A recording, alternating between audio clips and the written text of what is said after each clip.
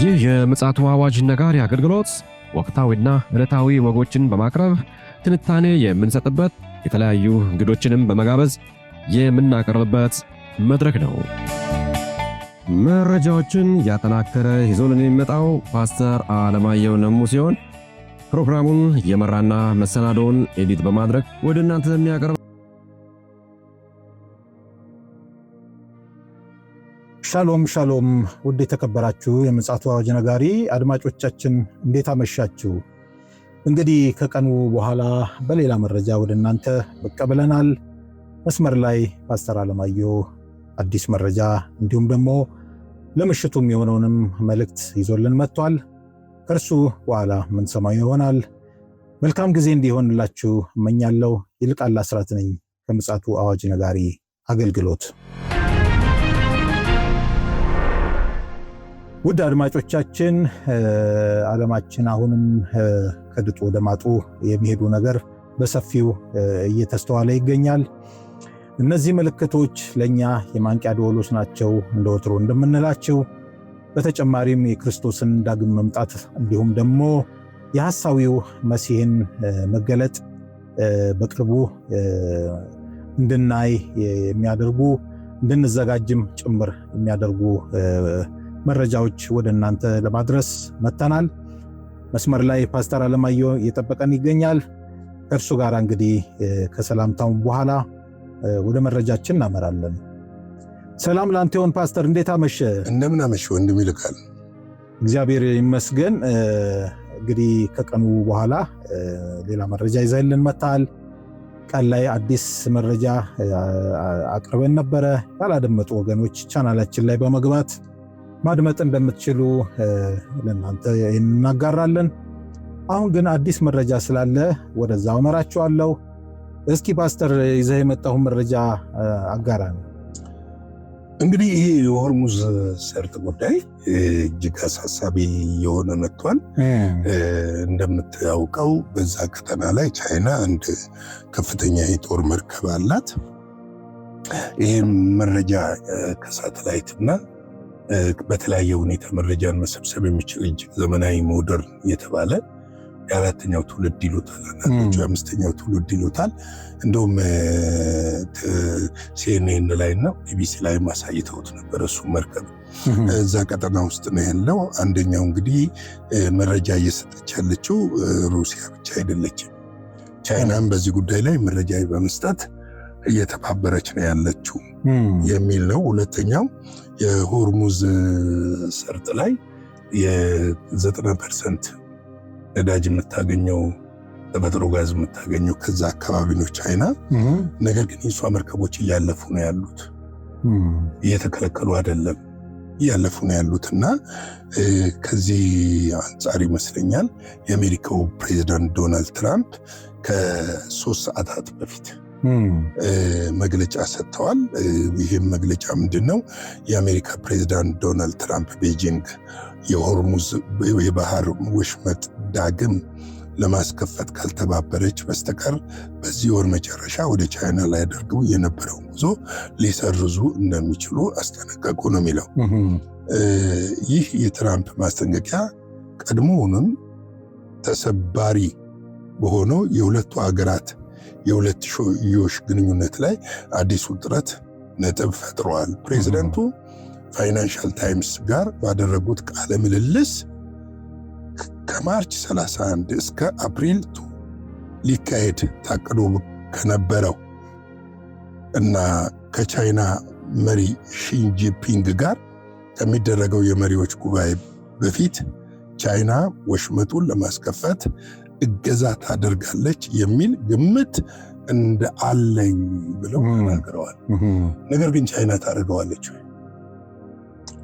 ወይስ ከአሜሪካ ጋር ያላትን ደግሞ መቼም ብዙ ጊዜ ቻይና ከጥቅምና ከእንትን ጋር በተያያዘ ነው ከዓለም ሀገራት ጋር የምታደርገው ግንኙነት። እንግዲህ የሚበልጥባትን እሷ ናት የምትወስነው።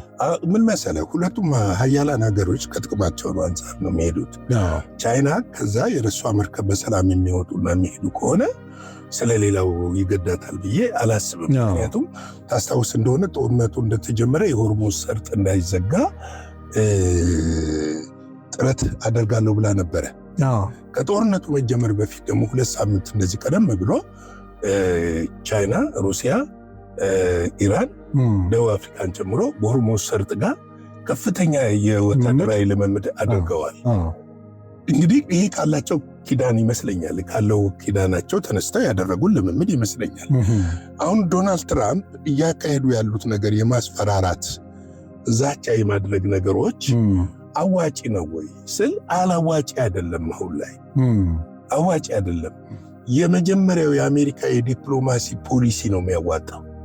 ጀስት ይሄንን ካላረግ ይሄንን አደርጋለሁ ማለት አሁን ላይ ሀገሮች የራሳቸው ልዕልናን የማስከበር እንደ ቻይና ደግሞ ያሉ ልዕለ ኃያል ሀገሮችና የዓለምን ኢኮኖሚ በቁጥር 1 የምትዘውር ሀገር አሁን ለሳቸው ዛቻ ትንበረከካለች ብዬ አላስብም። ነገር ግን ምንድነው መሰለ ነገሩን ያባብሰዋል። ቻይና ከኢራን ጋር ጥብቅ ወዳጅነት ያላት ሀገር ነች። እነዚህ የተፈረቁት ቦለስቲክ ሚሳይሎች እኮ የቻይና የቴክኖሎጂ እጅ አለበት። ማቴሪያሎች እኮ የሚጓጓዙት ከቻይና ነበረ። ስለዚህ ለረጅም ዓመት የጸና ወዳጅነቷን አሁን በጦርነት ምክንያት ሆርሙዝ ሰርጥን ክፈቱ ብላ የምትተባበር አይመስለኝም። ነገር ግን ፈረንሳይና እንግሊዝ ወደዛው እያመሩ እንደሆነ እየተነገረ ነው ያለው። ትራምፕ አክለውም ለስብሰባው የቀረው የ2 ሳምንት ጊዜ ረጅም መሆኑን ጠቅሰው የዋሽንግተን ከዚህ በፊት ግልጽ የሆነ አቋም እንደምትፈልግና ምናልባትም ጉዞ ሊዘገይ እንደሚችል አመልክተዋል። ይህ አስተያየት የተሰማው የአሜሪካ የገንዘብ ሚኒስትር ስኮት ቢሴንቴ በፓሪስ ከቻይናው አቻቸው ሄ ሊፊንግ ጋር ስለታቀደው ጉባኤ እየተወያዩ ባሉበት ወቅት ነው። ይህ ጉዞ ቢሳካ ትራምፕ በመጀመሪያ የስልጣን ዘመናቸው እንደ አውሮፓውያን አቆጣጠር በ2017 ካደረጉት ጉብኝት ወዲህ የመጀመሪያቸው ይሆናል። በተጨማሪም ሁለቱ መሪዎች በደቡብ ኮሪያ በሶን ከተማ ተገናኝተው የንግድ ጦርነቶችን ሊገድቡበት የ1 ዓመት የተኩስ አቁም ስምምነት ከደረሱ ከ5 ወራት በኋላ የሚካሄድ ትልቅ ታሪካዊ ክስተት ነው ብሎ ያቀርበዋል። እንደዚህ ጋር እንደሆነ እኔም እንድረዳውም አድማጮችም እንዲረዱት አሁን በቻይናና በኢራን መሀል ያለው ኪዳን ጽኑ መሆኑን ያው ነግረህናልና ግን ደግሞ ይሄ ነገር ላይሆን የሚችልበት እድል አለ ወይ? ምክንያቱም መጽሐፍ ቅዱስ የሚናገረው ነገር ስላለ ማለቴ ነው። ሁለተኛ ደግሞ ቀን ላይ አንድ የዘገብነው ዘገባ አለ፣ ትዝ ይለን እንደሆነ ትንሽ ነካ አድርገን ነው ያለፍነው። ዶናልድ ትራምፕ ይሄ ምን የሚባለው ደሴት ላይ ጥቃት አደርሳለሁ ቀጥታ ታርጌት ያደረጉት ቻይናን ነው የሚል አንዳንድ መረጃዎች እየወጡ ነው ያሉትና ቻይና ደግሞ ከዚህ የምታጣው ጥቅም ለከፍተኛ የኢኮኖሚ ውድቀት ይዳርጋታል የሚልም መረጃ ስላለ እንደው እግረ መንገድህ እንዳሰስ እንድታደርግ ብዬ ነው። እኔ ያስከፍታሉ እነዛም ይከፍታሉ ብዬ አላስብም። እነዛ አንዱ አሁን ለምሳሌ ምንድነው መሰለህ እንደ መያዣ ነው የተጠቀሙበት ሆርሙዝ ሰርጥን ገብቷል። አሜሪካንና የአሜሪካ አጋሮችን ወጥመድ ውስጥ እንደ መክተቻ ነው። ምንም ብቻ ሳይሆን የዓለምንም ጉሮሮ በማነቅ የጦርነቱን መልክ ማስቀየር ነው የሚፈልጉት። ያንን ለማስቀየር መሄድ የሚገባቸውን ያህል ይሄዳሉ። ምናልባት አሁን ቻይና ከምታገኘው ጥቅም የተነሳ ጥቅም እያገኘች ጥቅም ብቻ ሳይሆን የኢራን ዋነኛው የሀብት የጀርባ አጥንት የሆነው ማለት ነው። በዛ ነው መሰለኝ ነዳጅ እንትን የምታደርገው እና ይሄ ከሰመ ማለት ኢራን አለች ወይ? በተጨማሪም ደግሞ ከዚህም በተጨማሪ የኤሌክትሪክ ሲስተሙንም የአገሪቱን ለመምታት ሁሉ እየታቀደ ነው ያለው። እሱ እየታቀደ ነው ያለው ምንድነው መሰለህ አሁን ያንን ከመታች መካከለኛው ምስራቅ ውስጥ ያለውን በሙሉ ደግሞ ኢራን ትመታዋለች። ስለዚህ ቻይና ተጠቃሚ ናት ወይ? አይደለችም። አንዱ እሱ ነው። አሜሪካም ይሄ ፓወር ኤሌክትሪክ ፓወር ሲስተሙ ባለፈው ዘግበናል እመጣለሁ እያለች ነበር። መካከለኛው ምስራቅ ድፍን ጨለማ ይሆናል ነው ያለችው ኢራን። ይሄን የማድረግ አቅም አላት ወይ ብትለኝ አላት። ለምንድን ነው ያላት መሰለህ የምለው በየጊዜው ለምሳሌ እየታየ ነው። አዎ የመከላከያ ሚኒስትሩ የአሜሪካ መከላከያ ሚኒስትሩ 90% የኢራን ሚሳኤሎችና ድሮኖችን ወድመዋል ብለዋል። 10% ነው ያላቸው ብለዋል። ነገር ግን የሚታየው ጥቃት አዳዲስ ጥቃት ነው፣ ግን መጠኑ ቀንሷል። ስትራቴጂካዊ ነው እየተጠቀሙ ያሉት። ኦኬ አንዳንድ ጊዜ የጠላትህን ፕሮፓጋንዳ ራሱ ቀልብሰህ ትጠቀምበታለህ። የተዳከምክ መስለህ ግን አስፈላጊ ኢላማዎችህን ባለህ ኃይል በቁጠራ እየተጠቀምክ ትመታለህ። ትክክል ነው። እንደው ፓስተር እኔ ዝም ብዬ አይደለም መጽሐፍ ቅዱስን ሐሳብ ማመጣብህና ይሄ በመጽሐፍ ቅዱስ በተለይ ደግሞ አንተም ባለፈው ይህንን አጋርተህናል። እንደ ትንቢተ ኤርሚያስ ምዕራፍ 49 መሰረት ኤላም የምትባለዋን አገር በጥንታዊ አጠራሯ የምትጠራ አገር ናትና እዛ ላይ እንግዲህ አጽንኦት አድርጎ የሚናገረው የትምክህቷን የሆነውን ቀስቷን እንደሚሰብር እና እቺ ሀገር ትዕቢቷ እንደሚሟሽሽም ጭምር ነው እዛ ላይ መልእክት የሚያስተላልፈው። ከዛ አንጻር እንዴት ብለን እናየዋለን? እውነታው እንዳለ ሆኖ ማለት ነው። ምንድነው ከዛ አንጻር ሊመቱት ይችላሉ አሜሪካኖች ሲመቱ ደግሞ የመካከለኛው ምስራቅ ይመታል። ሲመታ የዓለም ኢኮኖሚ ምንድነው የሚለው? ምንም ጥያቄ የለውም፣ ይናጋል። ገብቷል? ላይነሳ ነው የሚሄደው። እነዚህ ነገሮች እንደገና እስኪሰሩ ድረስ ዓመታት ሊፈጁ ይችላሉ። የነዳጅ እጥረት መከሰት ደግሞ የዓለምን ኢኮኖሚ ሽባ ያደርገዋል። ስለዚህ አሁን ምንድነው መሰለ አሜሪካም ስታስፈራራ ኢራንም ታስፈራራለች። እኔም አደባ ያለው ትላለች። ሰፈር ጎረምሳ ማለት ነው። እነ ቻይና አንድ ነገር ላሳይህ። ይሁን እንጂ ይላል የኢኮኖሚ መረጃ እንደሚያሳዩት የቻይና ሁኔታ ትራምፕ እንዳሰቡት ለነዳጅ ቀውስና ለዋጋ ንረት የተጋለጡ አይደሉም ይላል። ዶናልድ ትራምፕ እንደሚያስቡት ቻይና የተጋለጠች አይደለች። ቻይና አማራጭ አላት። ሩሲያ አለች።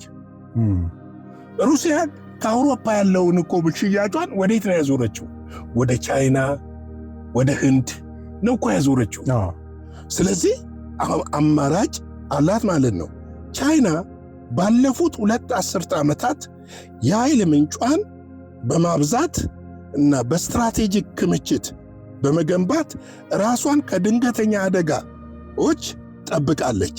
ቤጂንግ እስከ 3 እና 4 ወራት የሚያበቃት 1.2 ቢሊዮን በርሜል የድፍድፍ ነዳጅ ክምችት ያላት ሲሆን በሆርሙዝ በኩል የሚያልፉ ነዳጆች ከቻይና አጠቃላይ የኃይል ፍጆታ ውስጥ 6.6% ብቻ የሚሸፍን ነው። ከዚህ ባለፈ ጦርነቱ ከጀመረ ወዲህ ኢራንም ሆነ በከፍተኛ መጠን ድፍድፍ ነዳጅ ለቻይና እያቀረበች መሆኑ የሳተላይት ምስሎች ምንም እኮ ጥያቄ የለውም እኮ ፓስተር፣ ትክክል እኮ ነው። ግን ይሄ መጽሐፍ ቅዱስ ታርጌት አድርጎ የተናገረው ነገር ስላለ ከምዕራብ እስከ ምስራቅ ከደቡብ እስከ ሰሜን ያለውን የዓለማችንን ክፍል በሙሉ የሚነካ ነው። ኢራን ልትጎዳ ትችላለች፣ ሊሰበር ይችላል።